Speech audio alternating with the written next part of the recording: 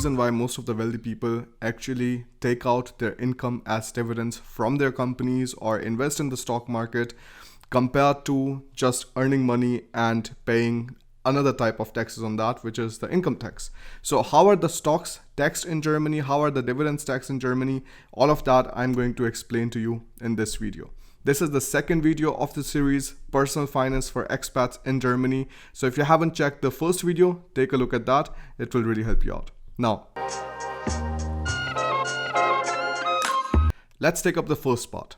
When do you have to pay taxes on stocks at all?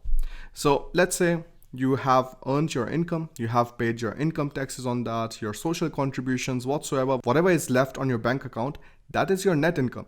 From that income, you are allowed to, of course, invest in anything that you want. It's really not a big problem whatsoever. Then this after tax money that you put inside stocks, there, the taxes that you have to pay is only going to be on the profits, because if they're going to tax on the after tax profit again, that would mean double taxation, which absolutely doesn't make sense. I mean, we don't know in what direction the world is heading, but at least right now, you are not taxed double on the money that you have already paid taxes on once. So the taxes that you pay is on the profit of the money that you have invested inside. Let's say you have a position of 100 euros. You have invested 100 euros inside something, and then you make a profit of 20 euros. So that means the tax that you will pay is going to be on those 20 euros and not on the entire 120 euros. This is something that you have to keep in mind. Now, there's a reason why I recommend German brokers if you're living in Germany, because all of the taxes side of the things is already taken care of by them. And towards the end of the year, they are just going to give you a report, which is going to mention how much taxes that they have already paid out to the Finanzamt.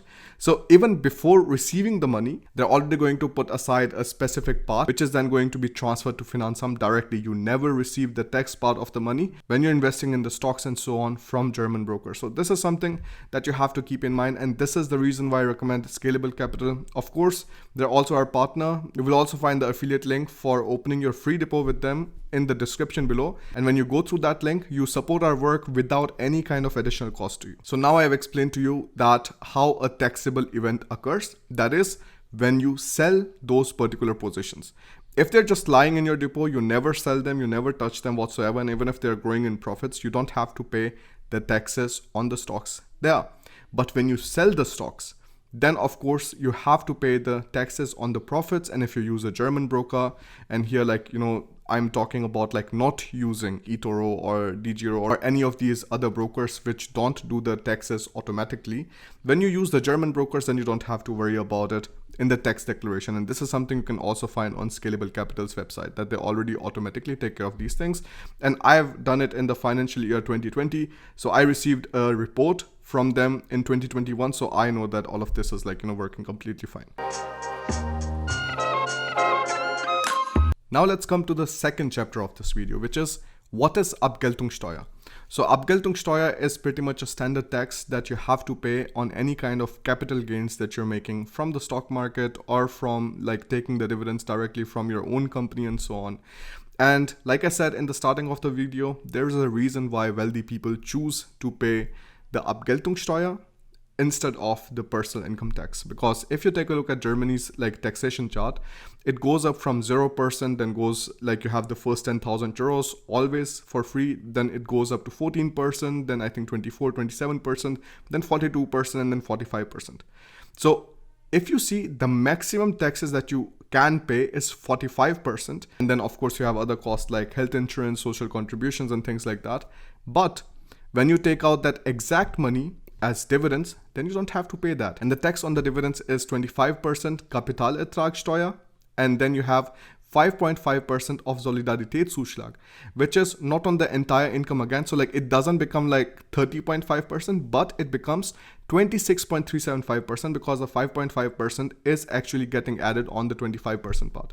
So the final taxes that you pay is going to be 26.375%. And this is the reason why rich people prefer to take out their money as dividends. I also take out the money from the company as dividends instead of paying myself a higher salary. So this is something that many people do, and this is completely fine because these are both legal ways how you can take out the money from the company that you own. To compare again, 26.375%, which is your taxes on stocks and dividend payments, and 45% or sometimes 48% when you add the Solidarität and everything. So you see a massive difference, almost like 22% of money which you can save here, and not even talking about the social contributions and health insurance and things like that. And this is also the reason why I really believe in investing in the stock market and starting it as soon as possible, because when you're taxed in the end, the tax rate for dividends is generally always lower than the tax rate of earned income. So this is something also which is interesting that you should keep in mind. Let's come to the chapter 3 of this video, which is, are there any kind of free limits when you are trading stocks, when you're investing and selling the stocks afterwards? Is there any kind of free limit at which you don't have to pay any taxes whatsoever? Yes, there's a free limit which is 801 euros for singles and 1602 euros for married couple. And this free limit, which is also called Freistellungsauftrag, this is something that you can very easily put inside your Scalable Capital depot directly from your phone. This means any kind of profits that you make or any kind of like dividend payments that you receive from different kind of companies, let's say Johnson & Johnson, Procter & Gamble, SL Green Realty, Realty Income, or Main Street Capital and so on. So there, till the 801 euros are not gone, you don't have to pay any kind of taxes to the German state. Of course, there could be withholding taxes in USA. For that, I'm going to make another video. But in Germany, you only start paying taxes when you have exceeded the 801 euros of limit. And this is for a year and not for a month. This is how simple is taxation system for stocks and dividends in Germany. You don't have to touch anything at all. When you open your account with Scalable Capital, everything is going to be taken care of by them. At the end of the year, you will receive a report in which your tax identification number and everything will be mentioned, so that when the Finanzamt sees, okay, like this is the same person who has already paid the taxes, and the Scalable Capital, they took care of it for you. So that's pretty much it. It's very simple. If you haven't yet watched my step-by-step tutorial video on how do you open your account with Scalable Capital, do that, so that once you're wealthy, once you have gathered enough money in your depot. Right now, if you see, my portfolio is standing at around 120,000 euros. But again, I went there step by step. At the age of 25, I was able to invest 100,000 euros in the stock market.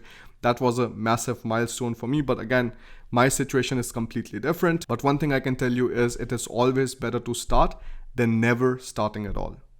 So take a look at the video, the step-by-step tutorial guide. If you're into blogs, we have also written a blog for this taxation video. In the description, you can find the link for that. And I will see you tomorrow in another video on personal finance for expats in Germany. See you then. Bye.